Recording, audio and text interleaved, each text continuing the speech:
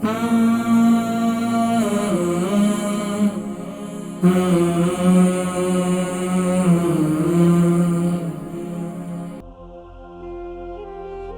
वालेकुम।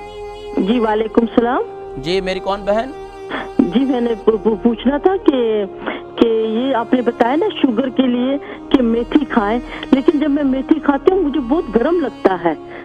नहीं, जब आप उसको किस तरह खाती हैं मेथी?